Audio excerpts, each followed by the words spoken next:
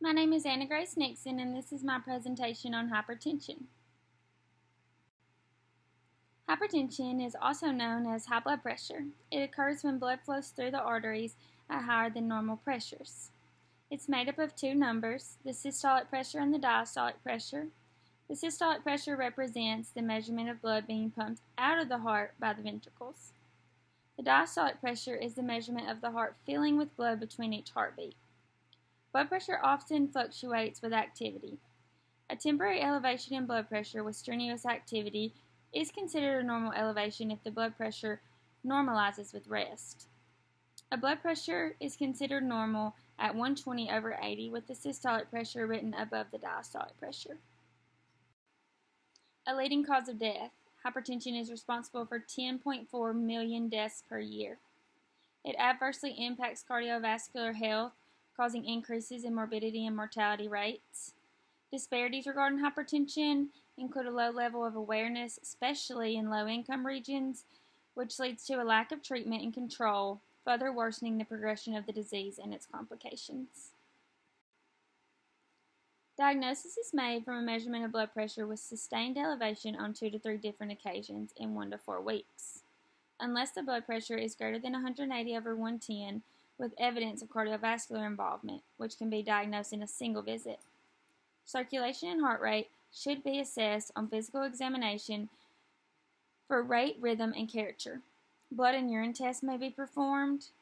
A 12-lead EKG can detect heart deficits that may be causing the high blood pressure. Additional diagnostic testing includes imaging such as an echocardiogram, ultrasound, a CT, or an MRI. Although these patients are often asymptomatic, they may present with a headache, nausea or vomiting, dizziness, facial flushing, fatigue, lightheadedness and possible fainting, shortness of breath, nosebleeds, double or blurred vision, heart palpitations, and in diabetics we see subconjunctival hemorrhage. Maintaining a healthy lifestyle is key to preventing hypertension. Individuals must choose heart-healthy foods such as fruits and vegetables and limit sodium intake. The DASH diet, known as Dietary Approaches to Stop Hypertension, is suggested for those at risk. It's important to incorporate regular physical activity into your daily routine. Promote a healthy weight, which varies based on the height and muscle mass of each patient. Smoking cessation is crucial for smokers with risk of hypertension. Stress should be managed appropriately, and sleep patterns play a huge role in the prevention of hypertension. Living a healthy lifestyle can greatly decrease the risk of developing high blood pressure. Blood pressure increases with age. High blood pressure may run in families. Sodium and potassium play a role in high blood pressure. Excessive intake of alcohol or caffeine can increase a person's risk. A lack of physical activity, smoking, and the use of drugs, especially cocaine, lack of sleep, and men are more likely to develop hypertension than women. There are many complications of hypertension. High blood pressure can cause narrowing of the arteries, which inhibits blood supply to the heart, resulting in chest pain, arrhythmias, and in severe cases, a heart attack. Hypertrophy or enlargement of the heart occurs due to the force of high blood pressure, which increases the workload on the heart and affects its ability to pump blood to the body and increases the risk of heart attack, heart failure, and sudden cardiac death. Heart failure is a result of weakening of the heart muscle over time due to the high pressures. Hypertension can cause a disruption of blood flow to the brain, resulting in a TIA, a transient ischemic attack, also known as a mini-stroke. Mini-strokes usually precede the occurrence of a full-blown stroke. During a stroke, lack of oxygen to the brain due to high blood pressure causes death of brain cells. This can be due to the high blood pressure's narrowing of arteries or formation of blood clots, which block flow to the brain. Vascular dementia is also caused by this narrowing and stroke activity, and various other mild cognitive impairments have been seen as a result of hypertension. Another major complication of hypertension is to the kidneys, and it involves kidney scarring and kidney failure. When the blood vessels of the kidney become scarred, they are no longer able to filter waste, causing a buildup of it in the blood, and ultimately kidney failure results. The most common cause of kidney failure is hypertension, and it occurs when dangerous substances enter the blood through the vessels damaged by high pressure. Dialysis and kidney transplantation are two effective options in the treatment of kidney failure. There are two main types of hypertension, primary and secondary. Other types of hypertension include white coat hypertension, resistant hypertension, isolated systolic hypertension, and hypertensive crisis. There are two subtypes of hypertensive crisis, which include hypertensive urgency and hypertensive emergency, and we will discuss in detail the differences among those. In primary or essential hypertension, the exact cause of high blood pressure is unknown. Of patients diagnosed with hypertension, 90 to 95% are primary or essential hypertension. Factors that may contribute to the elevation in blood pressure include hormone abnormalities, disturbances in the nervous system, the renal system, inappropriate vasodilation and vasoconstriction, and a dysregulation in sodium and calcium levels.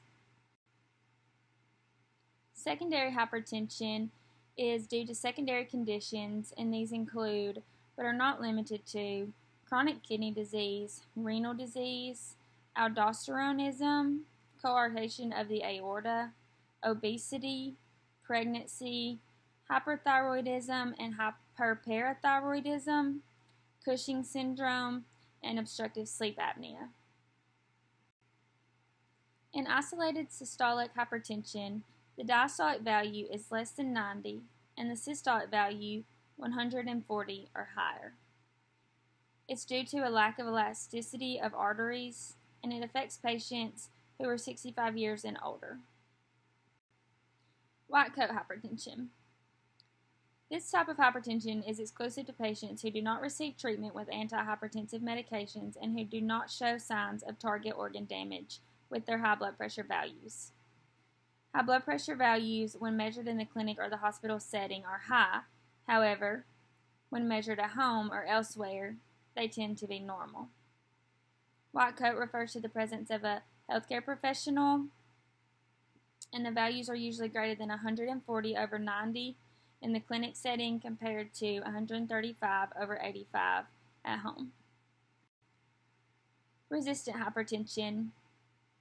Blood pressure is resistant to multiple antihypertensive treatments. It remains elevated despite the use of 3 or more antihypertensives from different classes, which are prescribed at the highest dose. Risk factors for resistant hypertension include advanced age, obesity, chronic kidney disease, obstructive sleep apnea, diabetes, and hypernatremia. The African American race and female genders are more likely to develop this type of hypertension. There are 3 stages of hypertension: prehypertension, stage 1, and stage 2.